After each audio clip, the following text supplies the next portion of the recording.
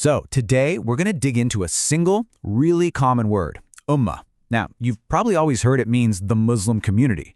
But what if the Quran itself gives us a definition that's way more radical, way more universal, a definition that could honestly change how we think about community, period? Okay, so first things first, let's start with the common understanding, the one most of us grew up with. Then we'll see where the Quran throws in a fascinating twist that pretty much flips that entire idea on its head. Right, so the traditional view is super simple. The Ummah is a specific group of people, and they're defined by their shared religious identity as Muslims. It's a label. It tells you who's in and who's out. Seems straightforward enough, doesn't it? Well, here's where things get interesting. The Quran presents this incredible puzzle that just completely shatters any definition that's based on how many people are in the group. I mean, this one verse changes the entire game. If one man, Ibrahim, can be an ummah all by himself, then the word can't possibly be about numbers. It's not a head count. It has to be describing a quality, right? A state of being that's defined by his orientation, his singular focus. So if it's not about how many people there are, what is it about? Well, like so often happens when you dig into the Quran, the answer is hiding in plain sight, right there in the word's Arabic root. It all comes down to direction. The root is A, M, and everything that comes from it is about heading somewhere or where you came from. It gives us the word which means mother, our source, and it gives us imam, the person who stands out front and sets the direction for everyone else. See the pattern? Every related word points back to this idea of moving toward a goal or a source, and ummah is built right on that same foundation. And this is where it gets really wild.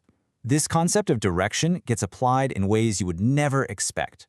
You see a flock of birds, right? All flying together, moving as one, unified on their flight path.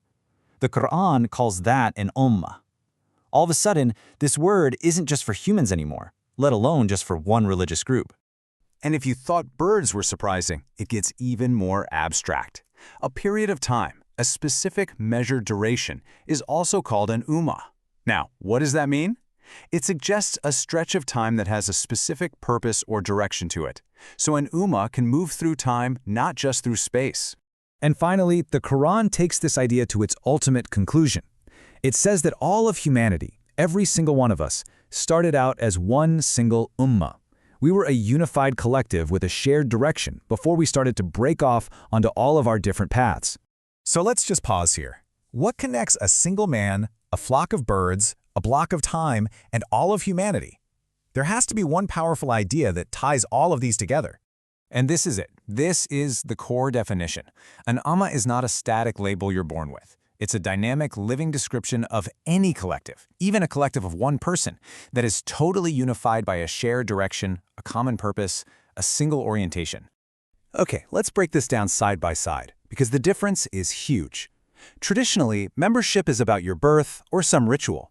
But in the Quran's view, it's about your actions. What direction are you actively following?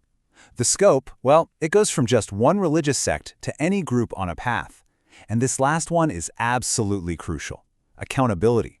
The traditional view can sometimes imply that just being in the group gives you some kind of protection. But the Quran is crystal clear. In the end, your group can't save you. Every single soul is responsible for what it earned. Okay, so this new definition brings up a really important question, right? If an ummah is all about having a shared direction, what does the Quran say about unity, especially given how different we all are? To answer that, the Quran gives us this incredible image, the rope of Allah. Now notice what it says. It doesn't say hold to a single rigid interpretation. It doesn't say everyone must have the exact same opinion. It says hold on to the rope itself, the shared source. The unity comes from everyone holding on to that same directional source, even if our hands are in different spots on the rope. And this is so key. The Quran seems to fully expect us to have different understandings. Of course we will. We have different minds, different experiences. The real danger, the warning, isn't about having those differences. It's about letting those differences tear us apart, severing the relationships that connect us, and ultimately cutting that rope that connects us all to the source. And you see this exact tension right here. On one side, you have the ideal, this declaration that fundamentally your direction is one direction. But then, right after, you get the human reality, and they thoroughly cut their shared matter among themselves. We take this thing that's supposed to be whole and we chop it into pieces. The Arabic verb used there, taqatta'u, is just wow. It's so precise. It doesn't just mean they were divided. No, it implies they actively, repeatedly, and violently did the cutting themselves, from the inside. Fragmentation isn't something that just happens to a community. The Quran says it's something a community does to itself. So that leads us to a final, really crucial concept. If the whole goal is to stay on this shared direction without breaking into a million pieces, how do we actually do that? Well, the Quran introduces this idea of an ummah wasatan. The word wasatan means the center, the balanced middle. I want you to picture the very center point of a circle. It's the only spot that has a clear, undistorted view of the entire edge, right? That's wasatan. It's not about being mediocre or compromising. It's about being in that position of maximum clarity, because you're not being pulled to one extreme or the other. So check this out. Being a balanced ummah is not a title you just claim for yourself. It's not a badge of honor. It's a function you have to perform. First, the community has to be balanced, avoiding those extremes.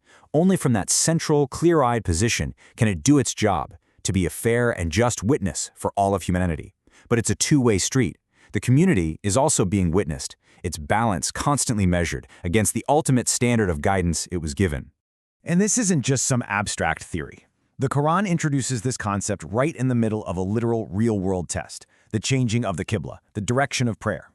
This change was designed to reveal what people were really oriented towards. Was it the divine guidance that was unfolding right then and there, or was it just the comfort of what they'd always done, their inherited traditions? So when we put all these pieces together, from Ibrahim being an ummah of one, to the rope of Allah, to this idea of a balanced center, we realize the Qur'an is trying to completely reframe the conversation.